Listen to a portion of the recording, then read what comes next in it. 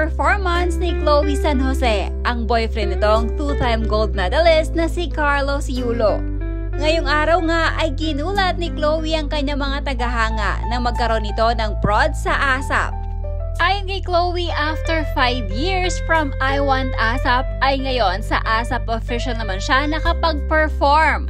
Talag namang bumuhos ng suporta ang naging performance ni Chloe, hindi lamang sa kanyang boyfriend na si Carlos na napakomento pa nga ng I'm so proud of you, mahal ko. Grabe! Dahil maging ang daddy ni Chloe na si Daddy Gino ay full support din sa anak. Komento ni Daddy Gino, nice one nak, we're proud of you.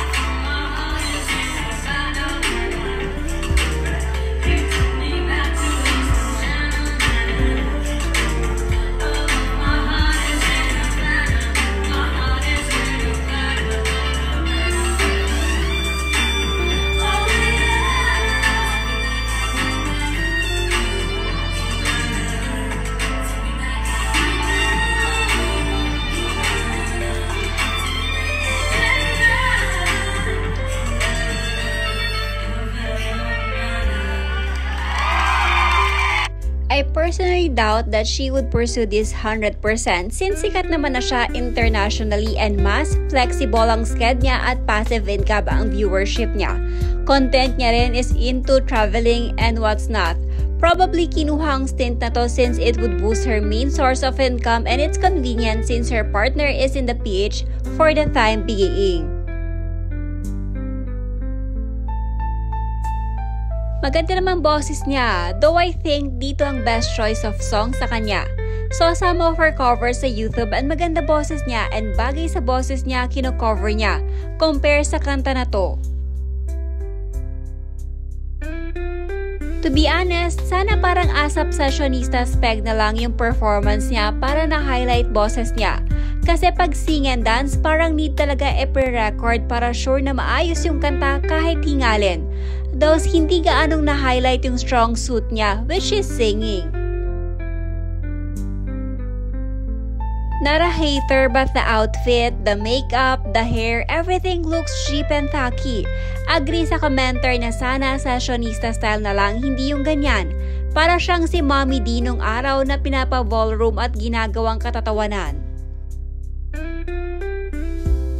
Patuloy mo lang ipakita na malakas ka, na hindi ka bothered sa mga bashers mo.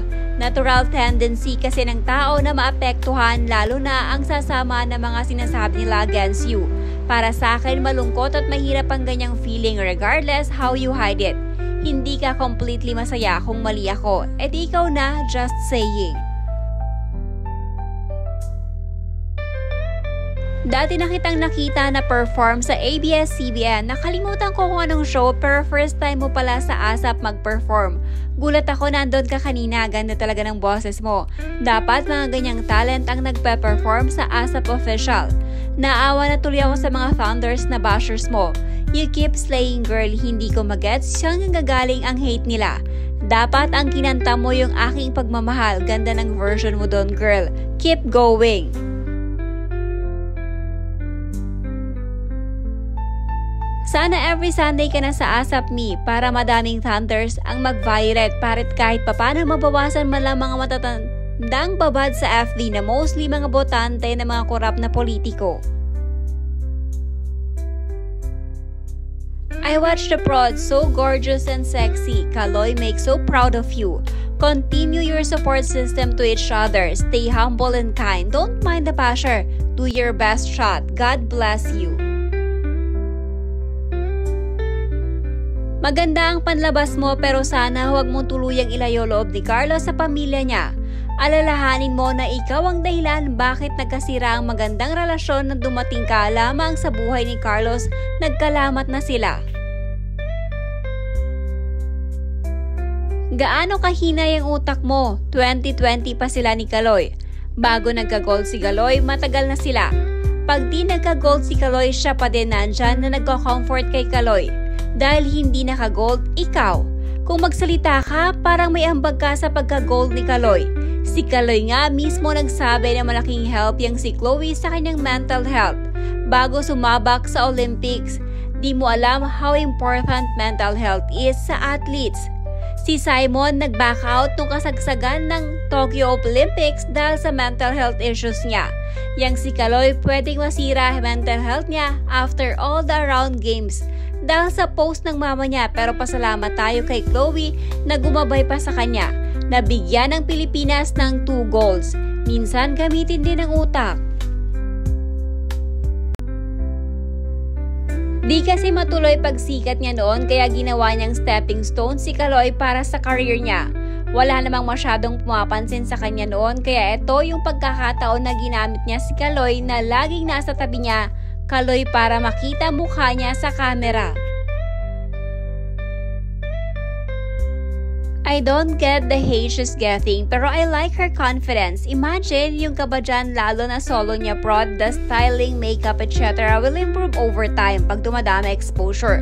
Karamihan naman sa mga baguhan hindi agad na pa-perfect in one go.